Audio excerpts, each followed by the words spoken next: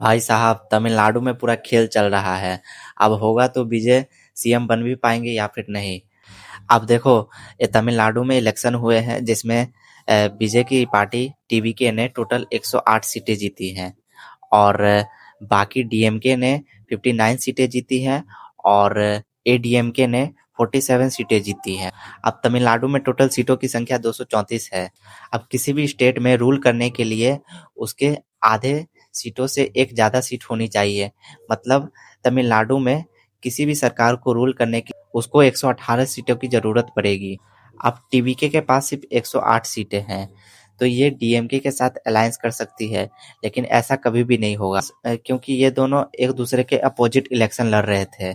उसी तरह से डीएमके और एडीएमके भी आपस में अलायंस नहीं कर सकती है क्योंकि ये दोनों एक दूसरे की दुश्मन पार्टी है और एक दूसरे को ही गाली देकर आगे बढ़ती है।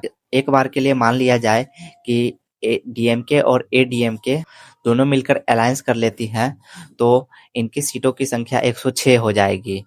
अब ये चाहे तो कांग्रेस के साथ अलायंस कर सकते हैं, लेकिन कांग्रेस इनके साथ अलायंस नहीं करेगी क्योंकि कांग्रेस ने इनका साथ छोड़ दिया है, तो ये टीवीके के पास जाएगी और अब टीवीके के पास टोटल 113 सीटें हो जाएंगी। टीवीके को सरकार बनाने के लिए सिर्फ 5 सीटों की जरूरत पड़ेगी और डीएमके को सरकार बनाने के लिए 12 सीटों की जरूरत पड़ेगी। अब यहाँ पे भी दो प्रॉब्लम्स आएंगी। कुछ छोटी पार्टियां सोचेंगी कि हम मेजोरिटी सीट्स वाले पार्टियों के साथ अलायंस कर लें और सरकार बना लें। उसी तरह से कुछ पार्टियां सोचेंगी कि हम पुरानी सरकार के ही साथ अलायंस कर लेते हैं क्योंकि वो कई सालों से राज कर रही हैं।